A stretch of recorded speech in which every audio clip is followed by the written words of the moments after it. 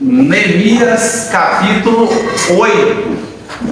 Neemias capítulo 8. Capítulo 8 é uma continuação direta do capítulo 7, versículo 73. Parece que não há nenhum intervalo de tempo, nenhuma ruptura. Capítulo 7, versículo 73, ele termina assim: os sacerdotes, os levitas, os porteiros, os cantores, alguns do povo, os servidores do templo e todo Israel habitavam nas suas cidades.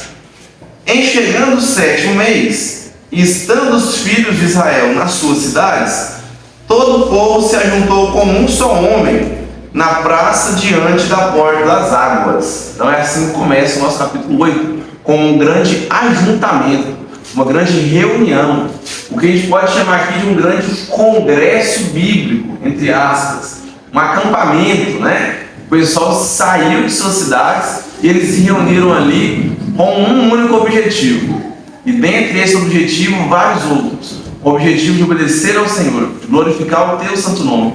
A partir dali, vários outros objetivos, e nós iremos estudar esse capítulo 8 no dia de hoje. Vamos compreender. Então, qual é a contextualização aqui? A gente ficou aí uma semana, né, sem ter aula de Neemias, a gente foi para Oséias, né, em virtude justamente desse uniforme aí do João Felipe. Estávamos com ele suado, jogando a Copa de Vôlei Jubar lá, representando. Segundo lugar, graças a Deus, chegamos à final. Deu bom, uma hora o título vem, não tem jeito, tem que chegar, uma hora chega. E só para relembrar, o povo tinha terminado a construção do templo, certo? Tinha terminado a reconstrução da cidade, tinha terminado a reconstrução dos muros. Então toda a obra física, toda a obra material já havia sido concluída. Agora o foco é a obra espiritual. Agora é reestruturar espiritualmente o povo de Deus. Então toda a obra material foi construída, tinha estrutura, tinha fundamento, tinha tijolo, tinha cimento, tinha tudo. Só falta o quê? Bíblia. Relação verdadeira com Deus. Louvores, os cantores estavam reunidos aqui também. A gente vê que é muito mais difícil você reestruturar a parte espiritual de uma igreja do que a parte material. Porque a parte material, uma pessoa com muito dinheiro consegue fazer sozinha. Já a parte espiritual, meu amigo, a gente precisa de um obreiro muito dedicado, assim, muito dedicado.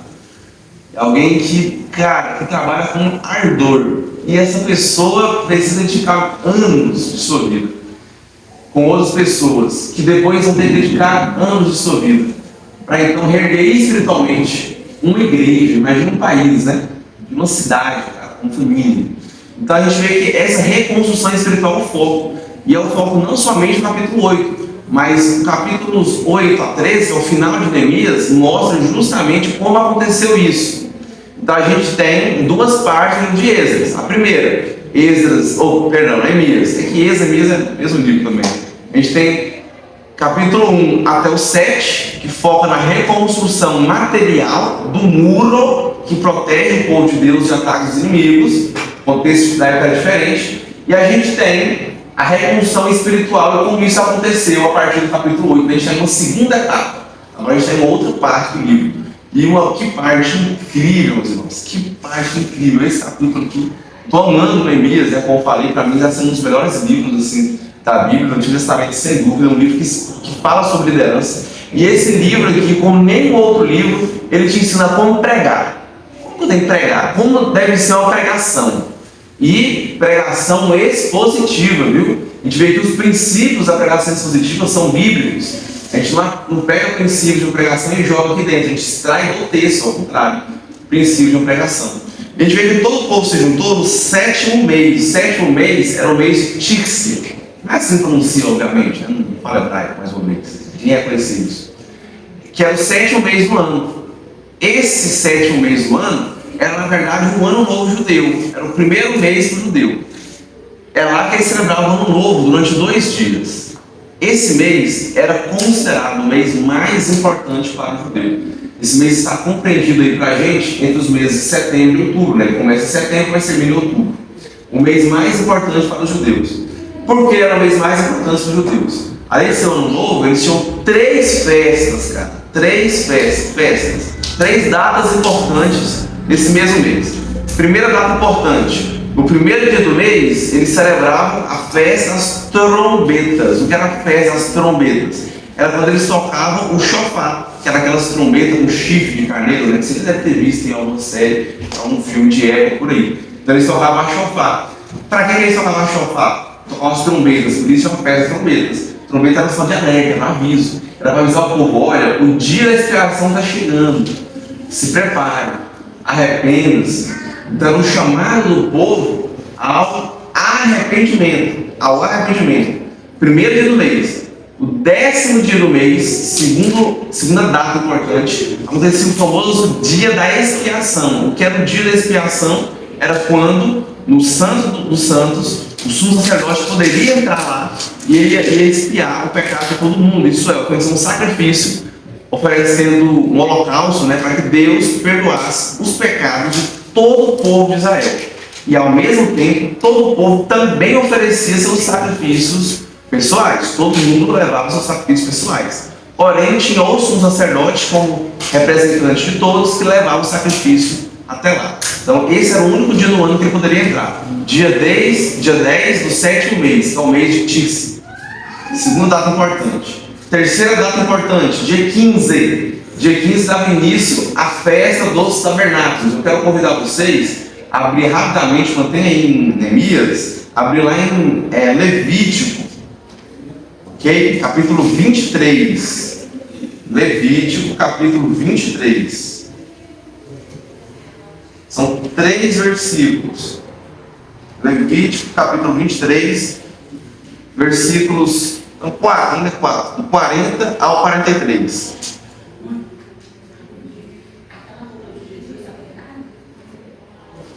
Tá. Rapaz. Tirar as nossas daqui 1 hora, você deixou. Os adolescentes, os jovens deram uma aula aí. Rapaz, eu consigo achar ele, agora não sei se eu consigo lembrar isso onde ele está. Eu acho que está do meio embaixo. Não bagunça minhas folhas. Obrigado. Isso aí, eu acho que está assim. Se ela achar, a mulher você vai achar fácil as coisas aí comigo, né? Se contar, eu nem tentaria, eu não acharia de jeito nenhum. Tá, vamos lá. No primeiro dia, tomareis para Levítico, capítulo 23, versículo 40 a 43.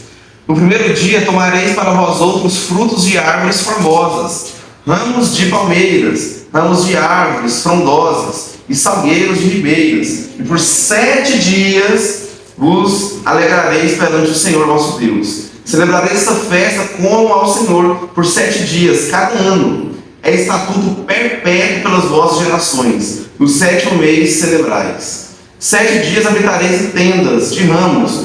Todos os naturais de Israel habitarão em tendas. Para que saibam as vossas gerações que eu fiz habitar os filhos de Israel em tendas quando os tirei da terra do Egito. Sou o Senhor vosso Deus.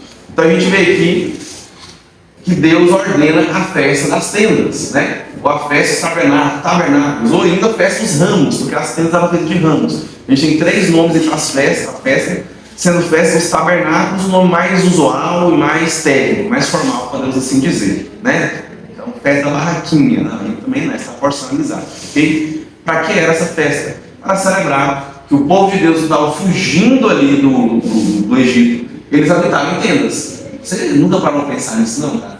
40 anos no deserto. Não tem casa pronta. Os caras 40 anos em círculo no deserto. Então eles faziam tenda, montavam tenda, desmontavam. Vamos andar hoje? Vamos. Desmonta, anda, monta de novo. Todo dia isso. Virou tradição, cultura. Todo mundo ficou pro player, profissional em montar e desmontar tenda. Todo dia você faz isso. Tudo que você faz, todo dia você aperfeiçoa. Então era como isso. E aí nessa época aqui do ano, eles habitavam tendas para celebrar, né? Caraca, mano, nossos antepassados passavam por isso, né? E era para ser uma viagem meio mais curta ali. Então, será 40 dias ou 40 anos, né, cara? Você vê como foi o William estar em tendas, né? Já pensou nós habitando em tendas, hoje em dia, só para entender? Então, o que aconteceu? O 15º dia do mês, até o 21º, que era 7 dias, né? Eles celebravam. Então, não sei se vocês perceberam, mas o dia da expiação ele era para arrependimento, era te chamava para se arrepender, para você, caraca, verdade, eu preciso lembrar que eu sou um pecador. Tinha um dia especial do para isso, cara, ideal que você sendo disso todo ano. Arrependimento. A segunda celebração, né, a segunda data, vamos dizer assim, ela tinha ênfase na purificação, que era o dia da expiação. A ênfase era na purificação, isso é, você vai se purificar. Você vai oferecer sacrifícios, né, pessoais, e o sumo sacerdote também por toda a congregação, por todo o povo. Então, nesse dia, toda a nação de Israel está se purificando. Então, é arrependimento e purificação. E por último, celebração. Se alegre. Lembre-se dessa frase, né? Se você tivesse lido, você estaria entendendo, né, isso aqui tudo, por que ele está falando isso aqui. Neemias aí durante vai ter que falar, se alegre, cara. Né? Tem aquela, está chorando por quê? Parece que tem insensibilidade, né? Você chegar lá e falar, para de chorar e se alegre. Mas eu já quero adiantar para vocês que há tempo para tudo, debaixo do sol. Há tempo para rir e há tempo para chorar. Festa dos tabernáculos era tempo de rir, porque o tempo de chorar já passou. Você se arrependeu no começo do mês, você se purificou, da hora você se alegra. Você celebra a purificação que Deus te deu. Você celebra a salvação de Deus na sua vida. Você tem que se perdoar, cara. Você errou, você cometeu erro, sim. Mas você também tem que se perdoar. Tem que saber lidar com o seu passado. Saber caminhar com tudo isso, independentemente do que tem acontecido. Então celebre a vida, celebre a salvação. Então eles estavam aqui nesse contexto. Nesse contexto. Essa cronologia das festas dele era 3 festas durante esse mês. A primeira era na semana, eu peguei direito como é que era. A gente tinha chofar, a tenda. Isso. Eles celebravam o ano novo, né? Comemoravam, só que primeiro dia eles se arrependeram. Arrependimento. Cara, porque está chegando a expiação. O mais próximo que a gente tem com isso é, sei lá, hoje o pastor fala, semana que vem tem ceia. Você fica a semana diferente, você guarda um pouco mais do que nos outros, tipo, se preparando para ceiar. E é digno de tomar a ceia, mas para tomar dignamente. Então você fica, opa, tem essa ceia, só uma semana, então, né? Então, seria tipo isso, só que bem mais intenso, porque, cara, uma vez no ano só, era o dia da expiação e o judeu era bem tradicionalista. Então o primeiro dia era isso. Tá no 10º, então, dia da expiação, 10º dia. Falei, festa, era só mais uma data, não era bem uma festa, né? A festa vinha depois, era 7 dias de festa. Cara, 7 dias de festa. Nós ficamos 10 dias preparando, tem expiação, depois 7 passa dias. 5 dias, no 15º começa, entendeu? Tipo, menos de uma semana depois. Pegou? Aí fica uma semana. Então o mês é primeiro. E ainda tem Scott, alguma coisa lá, no último dia, tem alguma coisa, no finalzinho do mês, começa um trenzinho, não é esse que é. Eu não comentei como um emprego, mas tem mais outra coisa também. Lá, mas enfim. Ou nos dias de hoje, né? Também os caras comemoram, né? Não tem tempo, não tem. Aí dia da expiação, eles comemoram. Entendeu? Vou ficar claro? Então eles estavam nesse contexto. Então o povo se ajuntou, então a gente vê que uma das várias bases bíblicas, né? Para um grande ajuntamento do povo de Deus de cidades diferentes, como em congressos, conferências bíblicas, teológicas, como em acampamentos, né? Então, cara, isso é rico demais, às vezes, no dias também, né? E a gente vê aqui também que eles se ajuntam em frente à porta das águas. E aqui, esse em frente à porta das águas ele é muito importante. Por que é importante? Porque, não sei quem vai lembrar também, né? A gente teve uma aula só sobre as portas, cara. A gente teve uma aula sobre isso, né? Neemias 3, eu não me lembro agora, se não me falha a memória, onde descreve de forma bem clara o nome de cada uma das portas que estava ali ao redor do muro. E a gente viu a teologia dessas portas. Seria um capítulo que você pularia, talvez você ia ler aquela leitura xoxa, né? Você lê, tipo assim, e passa batido, porque você, sei lá, não vê importância nisso, mas é muito importante. E aí, um dos grandes significados, né, e alegorias, né, interessantes, espirituais, podemos assim dizer, para a porta das águas, é que a água na Bíblia está no contexto de batismo, tem um contexto de purificação. Então, nesse contexto aqui, a água tem um contexto de purificação. Neemias fala, né, alguns teólogos apontam isso, algo interessante pelo menos, né? Quer dizer que a gente teve isso de fato, isso é algo interessante. Neemias fala de frente à porta das águas para mostrar que a palavra de Deus purifica. Que a porta das águas ela tem esse sentido de purificação, né? Então a palavra de Deus purifica, ok? ok? E a Porta das Águas, lembrando que ela ficava próximo ao templo, né? Ao santo lugar, que era o local que o pessoal ia oferecer o sacrifício para se purificar. Então ela é estrategicamente ali. Acredito também que possa ter acontecido alguma espécie de acústica. Já ver aqui que Esdras se posiciona num local estratégico, onde vai ter ali tipo um caixote assim, ó, um muro, a porta da cidade, e ele fica em cima, num púlpito, num lugar elevado, para que a voz dele fosse melhor ouvida. O púlpito não é destaque para você, o púlpito é para facilitar a comunicação. O púlpito não dá destaque no pastor ou no pregador que está na frente. O púlpito está ali para facilitar a comunicação, ok? Então, falar em pé, você leva vantagem em relação aos que estão sentados, quando você fala em pé, ok? Então, por isso a gente tem esse costume, ok? Então, a gente pode chamar isso aqui de um congresso bíblico organizado por Neemias e que ele convidou Esdras, o escriba, para ser o preletor. O preletor aqui é Esdras, é Esdras que vai pregar para o povo, Esdras que vai ler a lei de Deus, né? E a gente vai ver aqui coisas interessantes. Nosso tempo é curto, é sério, esse capítulo facilmente merece 2 lições, né? Assim como vários outros da Bíblia, mas eu vou tentar o máximo possível resumir com vocês aí, ok? Então tá. Então esse é o livro de A Porta das Águas, e disseram a Esdras, o escriba, que trouxesse o livro da lei de Moisés que o Senhor tinha prescrito a Israel. Esse livro da lei, que muito provavelmente era a Torá, né? Que era ali composta pelos 5 do Pentateuco, os 5 primeiros livros da Bíblia. Certamente era a Torá completa, mas obviamente ele não leu a Torá completa, não tem como ele ter lido a Torá completa. O que ele fez então? Acredita-se, é o mais provável, que ele tenha focado em Deuteronômio, tá? Ele tem ali o céu de Levítico, para dar ênfase nas festas, falar, galera, está chegando a festa tabernáculos, hein? A gente precisa fazer isso, a gente tem que voltar aos costumes judaicos.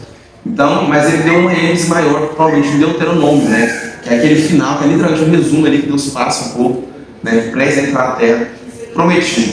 Tem até o debate no final de Deuteronômio, Moisés estava morto, não foi Moisés que escreveu, então quem escreveu o final de Deuteronômio? Foi Josué? Enfim, é até esse debate aí. Continuando. Ele, o sacerdote, trouxe a lei perante a congregação, tanto de homens como de mulheres, de todos que eram capazes de entender o que ouviam. Era o primeiro dia do 7º mês. Então, no primeiro dia do 7º mês, eles estavam trazendo de volta os costumes judaicos, que nunca deveriam ter sumido, né? Eles estavam no exílio. Então, era o chamado arrependimento. Cara, essa conferência de teológica dos caras é gigante, mano. Presta atenção. Leu o livro diante da praça que está à fronteira da Porta das Águas, desde a alva até o meio-dia, perante homens e mulheres, os que podiam entender, e todo o povo tinha ouvidos atentos ao livro da lei. Cara, estima-se que esse tempo de leitura e explicação, não foi somente leitura, possa ter chegado a cerca de 5 a 6 horas. 6 horas.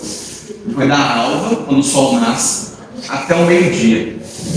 5 a 6 horas. Cara, insano. 6 horas de pregação. 6 horas de pregação. E a Bíblia fala que o povo ouvia. E prestava atenção. O povo ouvia atentamente. Eu gosto muito de um trecho do rap do Kamikam, Bereanos. Ele fala muito sobre as escrituras, sobre critica, bate em hereges e heresias, né? E aí ele começa já falando, muitas pessoas têm hoje uma opinião sobre a Bíblia, sem contudo lerem a Bíblia. E aí no meio de um dos negócios, de uns refrões dele, ele fala assim, na era que libera a escritura em aplicativo, cristãos não se aplicam em aplicar o que está escrito. Cara, que trecho incrível, cara. Na era que a gente tem a escritura em aplicativos, cara, na palma da sua mão, como na carta da lição, na palma da sua mão, cara. Você não se aplica em aplicar o que está escrito. Esse povo aqui ouvia, apenas ouvia, e valorizava. 6 horas ouvindo. Você pode ler a Bíblia em 6 horas se você quiser. Você pode dar um Google, pesquisar. Pessoas explicando.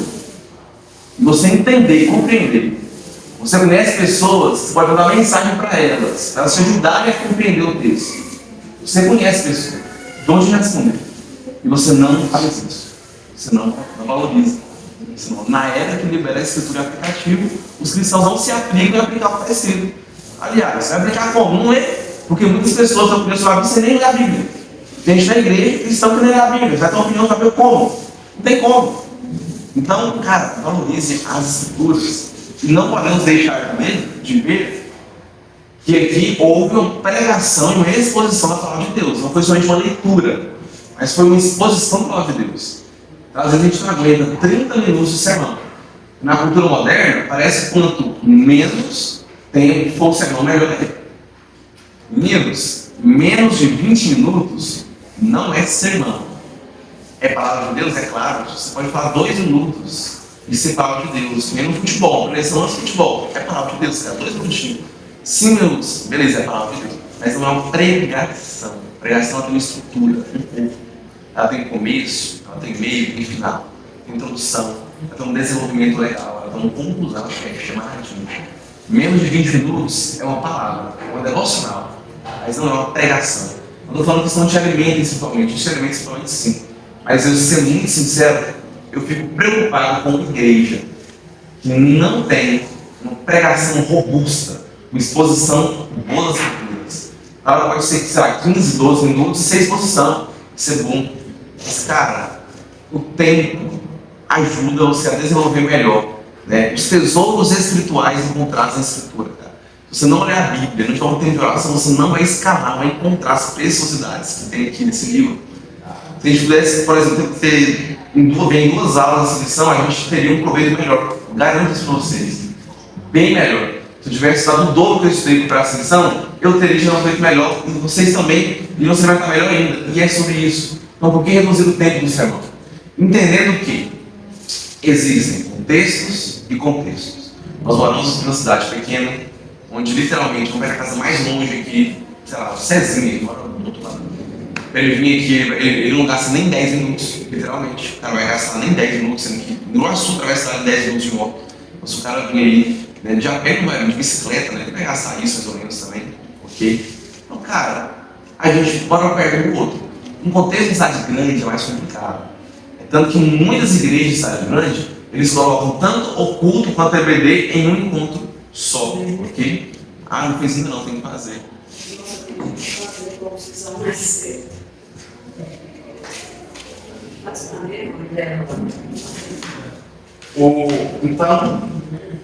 Então tem contexto e contexto. Então, talvez tem motivos, tá? Tem motivos para começar o culto mais cedo, para ter só um encontro, os irmãos unirem de manhã, depois irem à noite. Então tem contexto e contexto. Mas dito isso, cara, reduz o tempo dos avisos, né? Poxa, fala rapidinho jogando luz. Reduz o tempo. Tira uma música, qualquer coisa, sei lá, louvor é importante demais, tem que ter louvor, tem que ter muito louvor, mas não diminua a palavra, abre um espaço ali, tem um tempo. E os irmãos têm que ter essa capacidade, tá? Aqui é uma lição para nós, de ficar sentado, pelo menos, e assistir uns 30 minutos de sermão no mínimo, cara. Cara, isso é o mínimo que você tem que fazer. Todo mundo aqui já foi estudante, né? Eu, o João, a Isa, recentemente não somos mais estudantes, no sentido de estar na faculdade, no sentido de estar dentro da sala de aula, que a gente nunca deixa de estudar. De estar ali sentado por 50 minutos, ouvindo uma aula, prestando atenção no que o professor fala. E se perder, se dá mal na prova, né? É mais ou menos assim. Vitor está terminando a faculdade. Então, assim, cara, a Rian também, recentemente também, deixou a escola, também não tem esse contexto, nós 4. Mas vocês passam por isso. Amanhã, vocês vão estar sentados, literalmente, nessa hora, literalmente, 9h13, será que é algo português, a matemática, vocês vão estar estudando. Literalmente, ouvindo alguém falar uns 5 minutos. Cara, o povo estava de pé, meu parceiro, 6 horas da tarde no sol, às 6 da meio-dia, cara. Qual é a sua desculpa, cara? Pô, velho, de pé, aglomerado, mano, pra ouvir. Tu tá sentado no ar-condicionado. Ouve a palavra de Deus, cara. Ouve a palavra de Deus, atenção. Não mexe no celular enquanto o pastor está pregando. Não mexe no celular enquanto está o DVD, foco. Senhor, preste atenção, cara. 6 horas de foco. Ô, que geração é essa? Dopaminada. Geração do rolo infinito, do scroll infinito. Que isso, cara? Mal presta atenção no vídeo de 30 segundos. A média de taxa de atenção de um vídeo, TikTok, é 6 segundos, cara. 6 segundos e os malucos tá pulando o vídeo. Que isso? Que geração doente é essa? Se o vídeo tem 2 minutos, tu já fica ansioso, já quer ver o próximo. No sermão você não vai rolar o tio pra cima não, não ver o próximo não. Senta na cadeira, preste atenção, foco, se condicione. Ah, eu não consigo. E meu filho, tá sem pai? Consegue sim, consegue sim.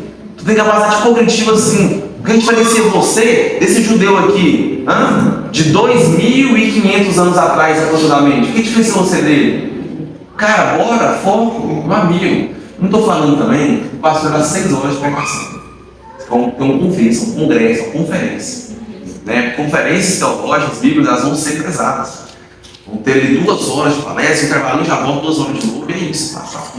A gente tem que aguentar, cara. A gente, se você não aguenta, eu quero que você faça uma autoanálise. Por que eu não aguento? Estou sendo fraco mentalmente? É espiritualmente que eu estou sendo fraco? O que está acontecendo? Entendeu? O que está acontecendo? Então, faça uma autoanálise. A gente vê aqui que a pregação é importante. Porque ele não somente lia o texto, preste atenção. A gente tem aqui 3 partes desse capítulo 8. Temos 18 versículos. A primeira parte vai do versículo 1 até o versículo 8. São os 8 primeiros versículos. Esses 8 primeiros versículos, eles dão ênfase na leitura e explicação da palavra. Desculpa interromper. Não. Maria e Caleb contam? Conta. Maria não veio não. Veio, já lá fora. Ela veio? Só que a Maria não está matriculada não. Ela lavrou açúcar, a Maria não vai contar não. Tiago da Folha? Ou só o Caleb? Só o Caleb. Aí não vai contar tipo assim, um ponto. Aí no final você coloca ela, entendeu? Que ela assiste só no final. Fazer Ela presente de um visitante. isso. Só que a Isa não conta ponto também, mas eles sabem o que é Isa veio. Ele? A Isa nunca veio. Eu começou a gincana? Não.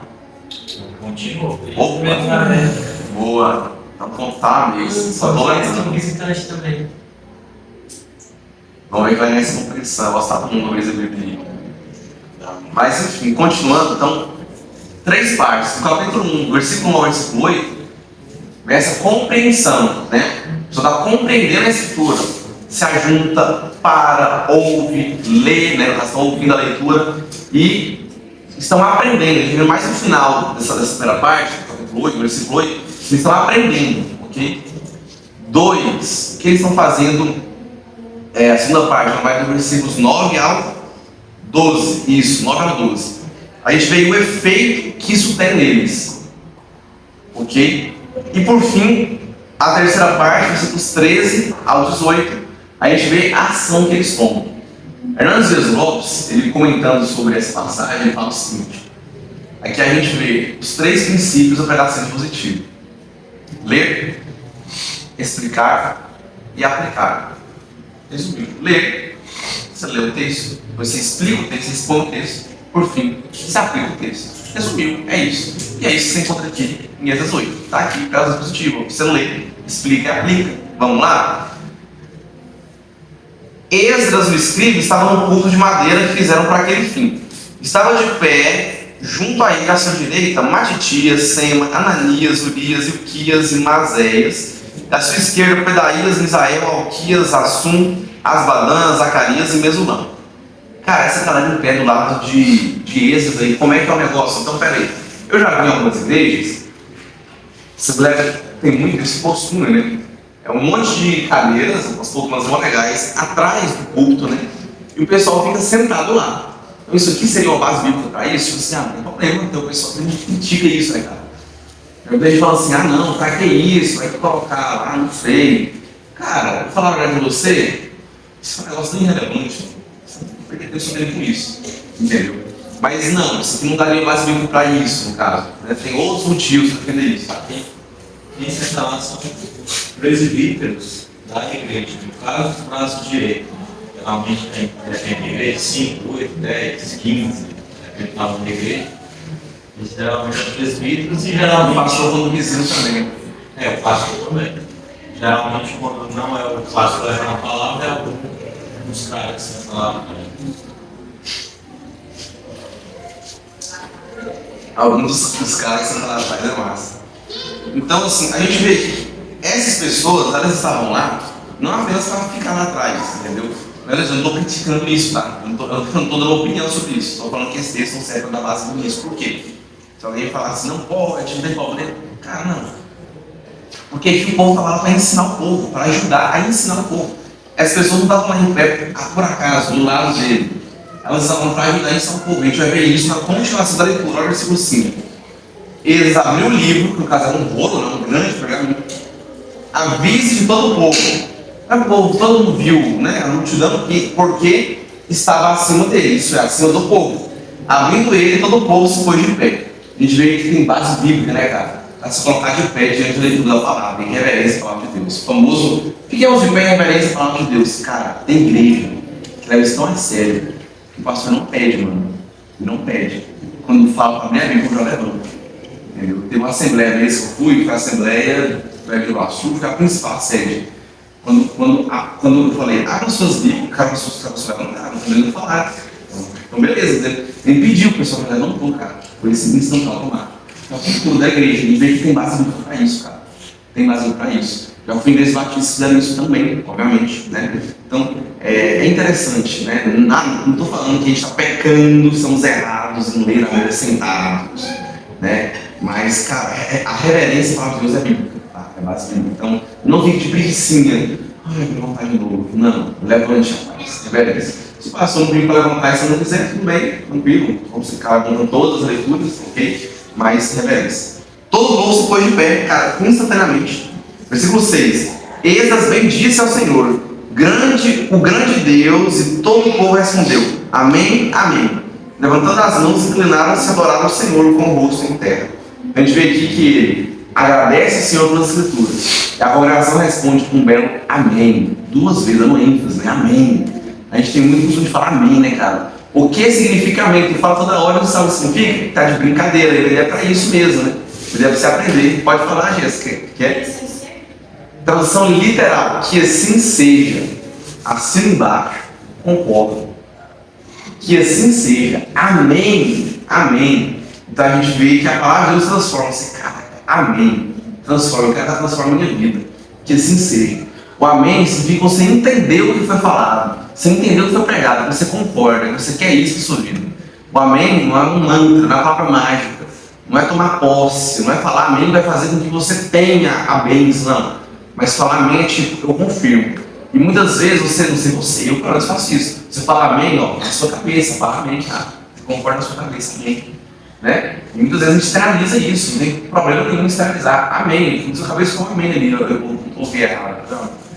Amém, é isso aí, amém. E amém, 2 vezes, com ênfase. Amém. Continuando aí, versículo. Eles levantaram as mãos, inclinaram o rosto em terra, com um sinal de humildade, né? Inclinar o rosto em terra, a expressão pentecostal muito usada também, né? Que é descer ao pó nesse sentido de colocar a boca no pó, né? De descer a cara no chão, eu me humilho diante de Deus. Então, eles levantaram as mãos, inclinaram o rosto em terra, encostaram o rosto no chão, com a cara na terra, e adoraram ao Senhor, humildemente. Lembrando que era o primeiro dia do mês, então era o dia do arrependimento de fato. Era o momento de você olhar aquela cara, o negócio aqui tá tenso, cara. Eu sou pecador, preciso do Senhor. Versículo 7. E Jesua, que era o sumo sacerdote, né? Jesua é o mesmo nome de Josué. Bani, Serebias, Jamim, Acubes, Sebetai, Odias, Mazés, Quelita, Azarias, Josabade, Anã, Pelaías e os levitas ensinavam o povo na lei. E o povo estava no seu lugar. Então acredito que aqueles, os caras lá atrás, né, de Esdras, eles representavam cada uma tribo, mas aqui eram 13, não 12, né? E que eles muito provavelmente também eram sacerdotes, então estavam ali para servir realmente, né? E também para poder ensinar. A gente vê que os levitas ajudaram a ensinar. Olha o versículo 8. Leram no livro da lei de Deus, claramente, dando explicações de maneira que entendessem esse livro. Cara, esse versículo 8 é um tapa na cara de muito pregador. Vocês já viram por aí? Cara, começa a fazer teologia, às vezes faz até um mestrado, um doutorado em teologia. Aí você começa a estudar, aprende mais a palavra de Deus, e aí ele começa a rebuscar demais o seu vocabulário, né? Fica muito requintado, beleza, tudo bem, cara, isso é normal. Uma pessoa que lê muito é uma pessoa que tem um vocabulário melhor, isso é fato, não tem como. Você lê mais, você vai ter um vocabulário melhor. você tem uma discussão melhor, tudo facilita, né, cara? Mas utilizar palavras difíceis para parecer errado. E o pior erro disso não é nem tanto colocar ênfase em você, para você dizer que são caros. O pior é dificultar o entendimento do público ouvinte. O pior é você sacrificar a compreensão da Escritura. O povo de Deus está esperando a sua palavra se alimentar espiritualmente. Vai falar de Deus através de você. E você, como agente, você é um péssimo agente. Você se preocupa mais em falar bonito, em usar um jogo de palavras certas, mostrar que tem um oratório impecável, do que em transmitir a mensagem. A gente tem que transmitir a mensagem de forma simples, clara e objetiva. Entendendo que o Espírito Santo faz a obra. Ele faz com que um juiz entenda do que uma pessoa que não tem ensino médio completo, aliás, fundamental completo, também entenda. Também das Escrituras. Um leigo, vamos dizer assim, às vezes também lê, mas ouvindo a leitura, a explicação, literalmente o povo aqui era analfabeto, a grande maioria esmagadora. Ouvindo, entendiam, porque a explicação era clara. Era clara. A gente vê também aí que isso aqui também rebate fortemente contra um costume que a Igreja Católica já teve, onde o padre já leu a Bíblia em latim para um povo que não fala latim, de costas para o povo, não faz sentido. Muito provavelmente o pessoal estava traduzindo aqui, Esdras mesmo estava lendo em hebraico e traduzindo para o aramaico, ou até mesmo para o caldeu, né? que era a língua deles, era a língua que eles falavam. Então ele traduz aqui para o povo. Então a gente lê nos originais e traduz. A gente estava falando um monte de palavras difíceis, vocês não vão entender. Então assim, eu vejo pastores que gostam de ficar usando os termos, né? Isso aqui é o aliancismo, não sei o quê. É o suprassalienismo. É a doutrina da perspicuidade e tal. Cara, se a pessoa não sabe o significado, tu não vai falar. É a heresia lá, isso aqui é paigianismo, arianismo. Cara, fala e explica. Se você vai citar, você tem que ter a obrigação de explicar. Mas eu sei que tem pessoas que sabem. Todo mundo sabe? Não, eu explico. Vai explicar. Você não precisa parar para dar uma aula sobre aquele termo. Depende, ninguém faz ideia, beleza. À medida que a necessidade, né, do povo ali, quanto mais sede, mais água, né? Agora, se o povo conhece, né, até a gente não sabe, então explique brevemente. Não faz sentido mencionar. O objetivo da pregação é ser clara, é gerar entendimento. Cara, a sua função é só essa, cara, porque o resto é com o Espírito Santo. Então, a pregação da palavra de Deus ela tem que ser clara, para que o povo entenda. E essa é a primeira parte, entender. Entender. Primeira parte dos três. Entender, até o versículo 8. Versículo 9 a 12, gostaria que vocês fizessem a leitura alternada. 4 pessoas lessem, uma lê o 9 e as outras leem até o 12.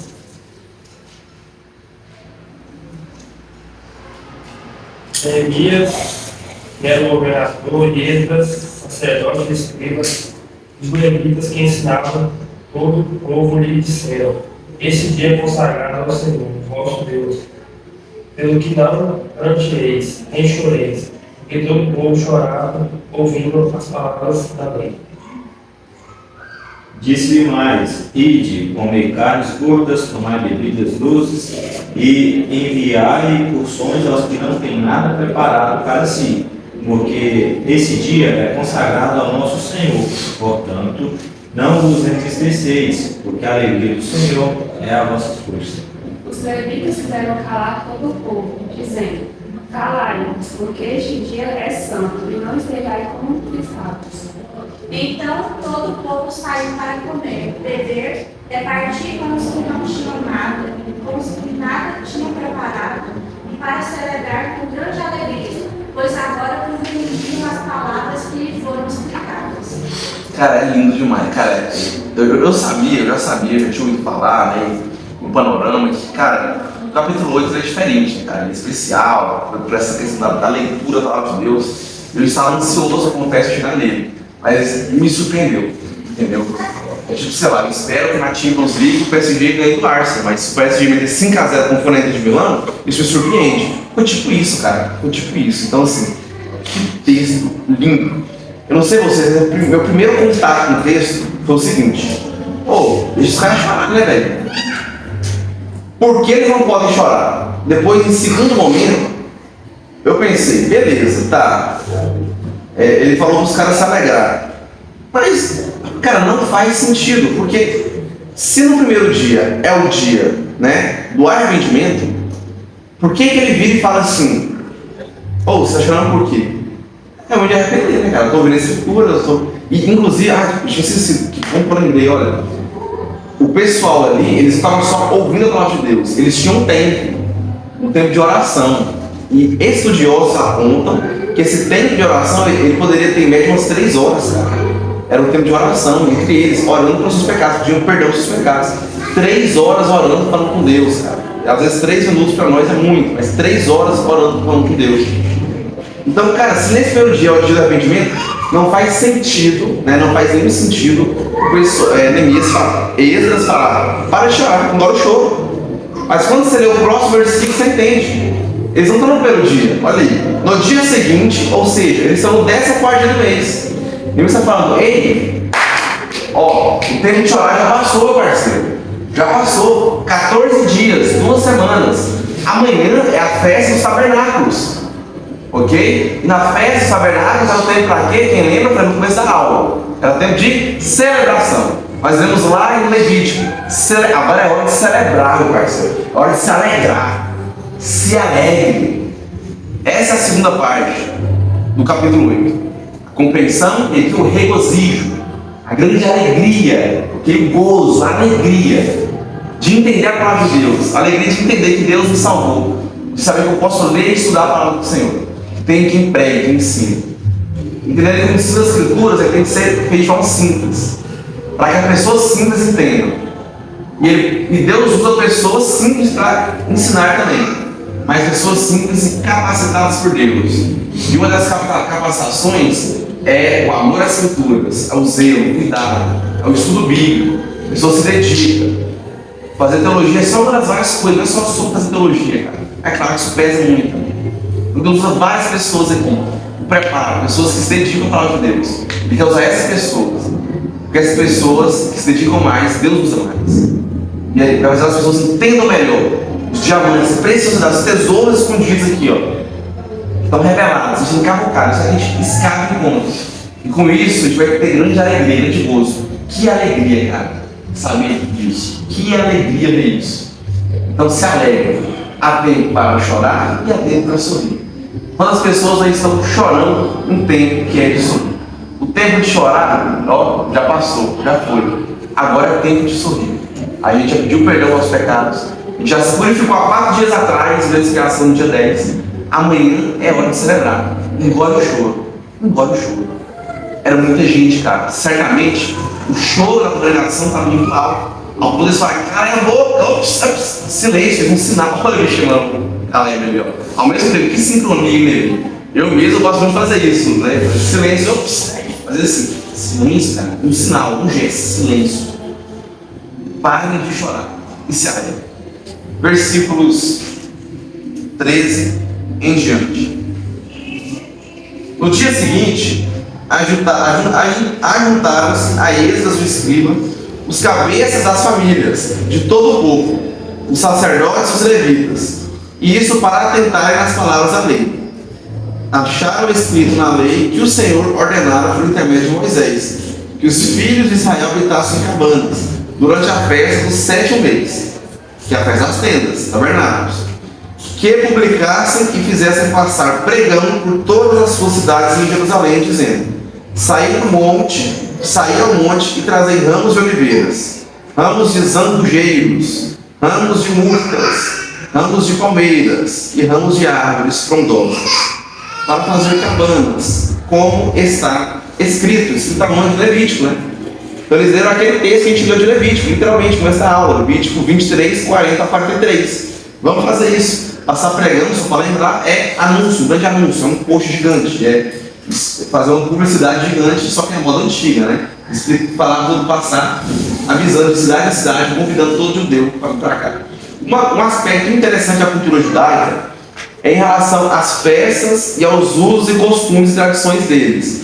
A gente vê que, quando você compara os judeus da época de Jesus, a gente encontra algumas diferenças dos judeus da época de Moisés, que nem era judeu, já começa daí, né?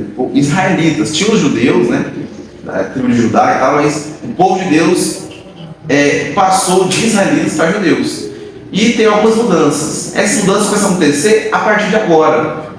Entendeu? Tudo isso se deve pelo exílio. O povo pecou, né? O povo pecou, aí o povo foi levado ao cativeiro, o povo volta, a maior parte é judeu, daí muda de israelita para judeu. Pronto. E aí as festas mudam, porque o povo passa, então, a comemorar de um jeito diferente. Eles mantêm a tradição, mas muda um pouquinho. Então, se você vê alguma diferença por lá de trás, para como o povo comemorar de Jesus, porque lembrando que isso aqui fecha a história bíblica, tá? Neemias, só para lembrar, a gente falou isso várias vezes, Neemias fecha a história bíblica, em termos de cronologia. Depois é 450 anos de silêncio, vem Jesus, já pula para Mateus, tá? Pula para João, né? Pula para Lucas, ok? Pula para Marcos, tá? Então assim, a gente vai ter a história dos profetas, mas os profetas, a cronologia, eles estão entre Gênesis e Neemias. Os profetas, a história deles tem que estar entre Gênesis e Neemias, tá? Apesar de não estar entre Gênesis, depois de Gênesis, enfim, tá entre Josué e Neemias, para além de Josué. Está entre Juízes e Neemias. Juízes ou Reis e Neemias. Está aí, está aí. A história deles está aí, tá colocada lá. Entre Reis e Neemias. Mas Juízes para garantir, ok? Então tá, a gente vê que no outro dia eles se juntaram. E os escribas também, né? E eles leram mais uma vez a escritura. Então, cara, olha isso, cara. O foco aqui é a Bíblia, cara. O foco aqui não é brincadeirinha, não é o opa. Não estou criticando isso, não. Esse é um ótimo equipamento, né? De cana, é muito bom, né? Se divertir. Mas o foco de qualquer evento cristão, qualquer ajuntamento de Deus, o foco é a Escritura, é a Bíblia. Compreender a Bíblia, compreender a palavra de Deus, é entendê-la. Então a gente vê aqui nas três partes. Na primeira, até o versículo 8, compreensão. A segunda parte, do versículo 9 a 12, alegria. Se você compreende, você se alegra. Não tem como você não se alegrar. Eu sei que ela te atinge, te perfura, você sente, cara. Porque a palavra de Deus transforma a gente. Ela nem se fala de dois gumes, mas ela também é conforto. Ela é só um chicote que te bate. Ela também é conforto. Ela também é alegria. Também traz regozijo. E por fim a terceira, aplicação. Quantos eventos e conferências teológicas, quantos acampamentos que a gente mesmo já foi, não saíram pessoas, né, repleto de pessoas que demonstraram e falaram com a sua boca que estavam genuinamente arrependidas, pessoas extremamente movidas pelo evento, dispostas a mudar. Teve um aí que foi tão intenso que meteram a tatuagem do dia do evento, do metanol, o famoso metanol que a gente tanto fala. Pois é, quem viveu, viveu, né, João? Quem viveu, viveu o metanol. Cara, depois eu vejo essas mesmas pessoas, não estou falando da minha tatuagem, não, estou falando no geral, tá? Fazendo coisas, cara, você se arrependeu de verdade, mano? Acho que não, cara. O arrependimento verdadeiro, ele traz mudança de vida. Mudança de vida. Mudança de atitude. Você não é a mesma pessoa, você muda. O povo ouviu, compreendeu, ficou feliz e obedeceu. A obediência mostra que você é convertido. Você se arrependeu dos seus pecados. Você se arrependeu do seu erro. A Bíblia mostra que você entendeu a palavra de Deus. Tem pessoas, aliás, vou falar pesado, tem pastores que não são convertidos. Eles estão errados, obviamente. Tem pastores, cara, pastores. Pregam, mas não vivem a palavra de Deus. Tem pregadores, professores de EBD, que pregam, mas não vivem a palavra de Deus. Líderes, presbíteros, diáconos, pregam, mas não vivem a palavra de Deus. Está errado? O primeiro exemplo tem que ser aquele que fala, para que o povo também siga o mesmo exemplo e obedeça. Então, divisor de águas, se você entendeu essa lição do EBD aqui hoje, você vai se tornar mais obediente à palavra de Deus. Você vai chegar em casa e falar: Senhor, dá-me um coração ensinável, um coração igual ao teu. Eu quero ser um homem ou mulher também segundo o seu coração.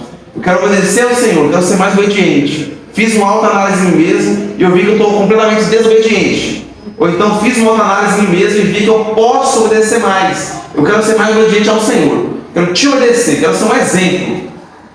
Então, se você pedir isso, e não somente hoje ou amanhã, se você, os próximos dias da sua vida, de fato, sentir que você se tornou mais obediente a Deus, então vocês estão exatamente como o povo daqui do texto de Neemias. Vocês ouviram, leram comigo, a gente leu, vocês entenderam a lição, então cumpri a minha parte de explicar claramente para vocês, com a capacitação de Deus, então nada disso seria possível. E vocês vão ver a parte de vocês de compreender a Escritura. Porque vocês aplicaram, né? Vocês obedeceram. Ouvir a palavra sem obedecer não é nada. Não é nada, não adianta nada. Nada, não vale de nada. Hernandes traz 3 aspectos muito interessantes, inclusive, cara. Muito interessantes. Isso não é bem dele, tá? Tem muitos teólogos, estou citando ele, né? Mas eu ouvi ele falando isso, mas muitos teólogos falam sobre isso. Em teologia mesmo, já tudo vocês aqui sobre tradição, razão e emoção, né? Experiência. E ele traz essa tríade para cá, falando o seguinte: racionalismo. Uma pessoa que é extremamente racional, mas que ela não sente a Escritura. Os caras chorou, mano. Ela estava chorando, cara. Os caras se comoveram por dentro, teve sentimento sim. Mas o que racionaliza demais, que tem uma tendência a não ter uma intimidade tão boa com Deus. Você é racional demais. Sem você sentir, sem você se sentir tocado pela palavra. Não estou falando que cada vez que você lê, você vai chorar. Você vai cair de joelhos, você vai... Não é isso. Mas a palavra de Deus, ela te toca, cara. Ela te comove. Ela traz um sentimento de tristeza, alegria, ela traz alguma coisa ali. Tá? Não quer dizer que todas as vezes. Mas tem pregações e pregações que vão te tocar. E não é por causa do show de luzes, não é por causa da musiquinha do fundo. Ela vai te tocar. E é perigoso, você pode ficar pragmático demais. O segundo aspecto, se você dá ênfase muito à emoção, ao sentimentalismo, ao se arrepiar, né? O que eu senti? Nossa, eu senti a presença de Deus. Talvez, me desculpe quebrar as suas expectativas. Você só sentiu um arrepio, você sentiu algo legal, um frio na barriga, você não sentiu a presença de Deus. Eu estou aqui questionando sua experiência, porque entre você e Deus é experiência. Pessoas sentem a presença de Deus. E muitas vezes você sente de um arrepio mesmo, de um frio na barriga, com lágrimas saindo dos olhos. Mas cuidado, porque o emocionalismo sem a razão também é perigoso. Ele é muito perigoso. Você não pode ficar sem e sem. E por fim, a tríade, para fechar a tríade, a gente tem que ter temor ao Senhor. Temor. É necessário de temor. Se você tiver emoção, tiver razão, não tiver temor, de nada vale. De nada vale.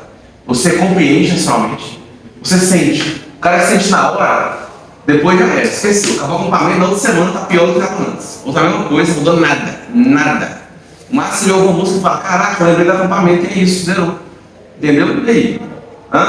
Ou a pregação fala, caraca, ela falou sobre isso na quarta-feira, estou aqui lembrando a pregação de domingo.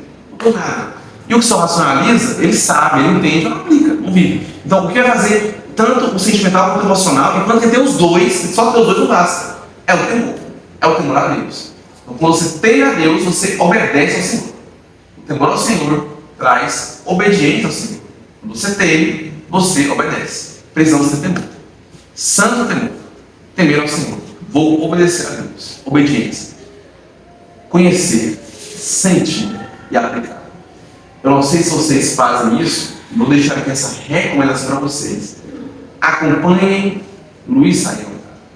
Cara, Luiz Saião é um dos melhores teólogos da atualidade. O velho, né? Não está idoso, não está nem dias, estava passando mal doente esses dias. Tem meses, aliás, ele recuperou, graças a Deus. Eu não sei se vocês acompanham, vocês sabem o que eu estou falando, mas, cara, Saião, depois que ele sobreviveu, cara, toda vez que ele vai explicar, ele se emociona, cara. E assim, existe sim aquelas pessoas que são BTzeiras, né? Tipo assim, quando tá gravando, elas se comportam diferente, aí chora pra dar aquela ênfase, né? Tem até pregador que usa isso como recurso oratório, né? E você tem que obedecer a Deus. E começa a falar com voz de choro. Cara, isso fica forçado o negócio. Tá errado. Não tô falando, cara, não é errado o cara chorar quando ele prega. Cara, não é errado, mas poxa, os caras forçam, entendeu? O Saião, ele dá pra ver que não tá forçando, cara. Eu já vi vários vídeos do Saião recentes dele se emocionando pra falar de Deus. Teve um que ele não aguentou num podcast, cara. Um debate, porque eles criam uma texto e tal. E o cara se emocionou, falando sobre o plano de salvação. Com a bagagem teológica que ele tem, o cara já foi em Jerusalém, o cara conhece muito de arqueologia. Um dos melhores hebraístas que existem hoje no mundo, na América, sem dúvida nenhuma. Cara, e o cara se emocionando como se estivesse lendo a Bíblia pela primeira vez. Isso é incrível. Estava assistindo uma conferência teológica sobre pastorado, e o pastor predicou, que eu não sei se o nome, perdão, ele em Manaus, né? Ele batista, ele fala assim, cara, tem pessoas, tem pregadores que se convertem enquanto preparam o sermão. E ele cita, não vou lembrar de cabeça aqui agora, né? Ele cita vários pregadores na história, famosos até, famosos. Ai, não vou arriscar essa linha não para não corrigir errado, mas famosos, vocês conhecem, eu sou diretamente, vocês conhecem. Que eles dizem que se converteram quando estava preparando o sermão, em contato direto com a escritura. O cara já era pregador, já falava assim, pois é. Cara, quando você compreende, que ela penetra a situação, você entende, é diferente, você muda, não tem como. Eu vou falar para vocês aqui um relato pessoal meu. Teve uma EBD bem específica, um estudo de EBD, aliás, não só um EBD, um domingo, tá? Um estudo de EBD específico, que mudou muito a minha vida, muito. E teve um tema no mês de agosto que mudou muito a minha vida também, que foi as disciplinas espirituais. Cara, aquilo lá, cara, eu não sei vocês, eu espero que tenha já desse mês aqui. Eu não sou mesmo, existe um Orla antes do mês de agosto, as disciplinas espirituais, um Orla depois. E esse período de EBD específico que eu me refiro é o Sermão do Monte. Existe um Orla antes do Sermão do Monte, um Orla depois do Sermão do Monte. Cara, não tem como. O Sermão do Monte, cara, que sermão incrível. E Neemias vem me transformando aos poucos também. Estou sentindo assim, né? Pela terceira vez em menos de um ano. O mesmo efeito que eu tive ali em agosto, que eu tive, eu não me lembro se foi no final do ano, no mês desse ano, enfim, que a gente teve EBDs. Cara, são um monte, cara, incrível, incrível. Final do ano passado, né? Ano passado. Então, assim, a gente tem que ter isso, cara. De vez em quando você vai ter isso, não tem como você não ter isso. Tem pregações e pregações. Ela tá cantando com o seu pai, né, Júlio? Pô, passou a pregação dele passada, cara, que pregação incrível. Né? Era uma pai retrasada. Não foi ruim, foi boa, mas né, o João Filho até virou pra mim e falou, cara, tem uns top 1, sem dúvidas, cara. Pregação assim que eu fiquei assim, cara, eu baqueado assim, caraca, mano. Ou eu fiquei, cara, mano, atônito. Mas não adianta nada você entender a mensagem, você sentir, baixar a cabeça e não ter temor a Deus para obedecer. É inútil. Você quer um exemplo? Um exemplo pesado. Vou te comprar nesse cara, estou te comprando nesse cara. Se você faz isso, é claro. Judas, cara. Andou com Cristo, eu com Cristo, ouviu direto de Cristo. Ele explicava para o povo, eu não entendia. Vem cá, só os 12. Deixa eu explicar para vocês, eu entendi. Ele era um extremamente inteligente, cara. Cara, tesoureiro. Tesoureiro não pode ser. Não tem como, né? Meu irmão tá aqui provado, tem que ser inteligente, cara. Tesoureiro tem que ser um cara inteligente. O cara, mas ele talvez até se emocionou em alguns momentos em sua trajetória. Então ele teve os dois, mas ele não teve temor a Deus. Ele não obedeceu ao Senhor. E a gente sabe, deixou ele. Quem é você na fila do pão? Então, saiba disso, cara. Entenda, sinta e tema. Tema ao Senhor, porque Ele é o Senhor dos exércitos. Para a gente finalizar, vamos aí. A gente leu até o 15. Foi? A gente leu o 15 ou não? Foi, né? 16. Saiu, pois, o povo e trouxeram os ramos e fizeram para si cabanas, cada um no seu terraço e nos seus pátios, e nos átrios da casa de Deus, e na praça, a porta das águas, a praça, a porta de Efraim. Então, ó, o que a gente viu aqui, gente? Eles leram o texto e falaram, ó, Deus ordenou fazer a festa assim, assado, para a gente não começar a aula. Aí a gente vê que eles entenderam e eles fazem assim e assado. Eles fazem exatamente como está lá. Eles cumpriram, obedeceram. 17. Toda a congregação dos que tinham voltado do cativeiro fez cabanas e nelas habitou, porque nunca fizeram assim os filhos de Israel, desde os dias de Josué, filho de Nun, até aquele dia. E houve muito grande alegria. Dia após dia, leu Esdras no livro da lei de Deus, desde o primeiro dia até o último, no caso, do dia 15 ao 21, são 7 dias de festa. E celebraram a festa por 7 dias. No 8º, houve uma assembleia solene, segundo o prescrito. E só para lembrar, meninos, eu falei com vocês também, isso é uma verdade teológica, né? Eu estou falando negócio, que o livro de Neemias, ele é o melhor livro no que se refere à liderança, para ensinar um líder. E eu não mencionei nada sobre liderança aqui, né? Parece que o foco foi pregação. Parece que foi uma lição mais que pregador, porque é o que o texto está falando, não é o que eu trouxe a lição, o texto fala sobre isso. Mas a gente tem lição para líder aqui sim, tá? É claro que a gente tem lição para líder aqui sim. Deixa eu falar para vocês no final. O que a gente aprende aqui? Que o bom líder não faz tudo sozinho. Neemias, aliás, desculpa, esse é o segundo. Primeiro, Neemias, ele convida outro a trazer a palavra. Neemias traz Esdras. Esdras era mais apto para levar a palavra do que Neemias. Então ele confia em Esdras, é com você. Você que, tu que entende é mais entendido, eu quero o governador, mas você que é o escriba. Tu pode ser o presidente da república. Me desculpa, mas o pastor lança mais de Bíblia que você. Não estou falando sobre o nosso presidente, falando qualquer presidente que existe. Entendeu? É teólogo. Então, pode ser um pastor que virou presidente, não sei o que, um cara mais educado. Então, vem cá, humildade é reconhecer isso. É o segundo, né, que eu tenho para você. Né? Líder operado sozinho. Ele tinha pessoas que ajudavam ele a ensinar o povo. Era muita gente. Não dá para ensinar todo mundo. Nós precisamos uns dos outros. Então não adianta só o pastor saber Bíblia. Não adianta só eu saber Bíblia. Ou só o Rangel que dá aula saber Bíblia. Ou só o João Felipe também. Estou falando só do nosso grupo de jovens agora. Só, cara, não adianta. Ou o Caleb, nós vozes. Não. Precisamos que mais pessoas saibam Bíblia. Mas Júlia tem que saber Bíblia. Aí você tem que saber Bíblia. Rian tem que saber Bíblia. A Cauré tem que saber Bíblia também. Vem saber os adolescentes chegando agora. A gente tem que saber Bíblia. Para ensinar aos outros. Temos que saber. Terceiro. Bom líder, ele faz o que o pastor Juliano gosta de fazer. Ele vem nos ensinando, né? A famosa reunião relatório. Reunião de prestação de contas. Uma reunião para saber como é. Na Jubar, né? Porque eu fui diretor de esportes, também vice-presidente, fazia muito isso, cara. Todo final de evento, né? Final de a gente reunia, conversava, né? Durante o evento a gente acordava mais cedo, todo mundo. No final do dia, antes de dormir, a gente se unia, todo dia dormia, a gente se unia, ficava lá mais uns 15 a 20 minutos, até mais. E depois a gente ficava conversando por fora ainda alguma coisa. Acordava mais cedo para se reunir de novo, passar o programa do dia. Feedback no final do dia e reunião no início do dia. A gente vê que líderes se reúnem. O líder não governa sozinho, não lidera sozinho, e líderes se reúnem com sua liderança. A gente precisa estar conversando, a gente precisa estar junto. Precisa ter esse fim, essa ligação, estar ouvindo a opinião deles. Para que os demais líderes não façam algo que o líder não falou para fazer, algo solto. Não. A gente está em sintonia, a gente está junto, em união. Fiquei muito feliz de ter participado, né, da gincana que teve. Gincana, a simulação noturna, né, que vocês três estavam lá. E de ver, fiquei muito feliz de ver que a Jubar mantém ainda esse costume, e isso é muito importante. Porque tem que ser assim mesmo. Após o término, vocês foram dormir e nós não. A gente foi conversar.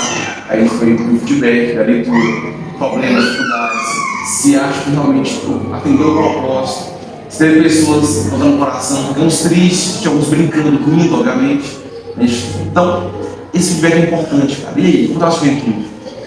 Esse feedback não é somente uma assembleia solene, algo formal. Vamos reunir aqui e conversar? Mas às vezes vocês veem que a gente está se unindo com a diretoria ali dentro, né, da juventude, eu, o Felipe, o Alessio, o Caleb, a Mavi, quando ela está aqui.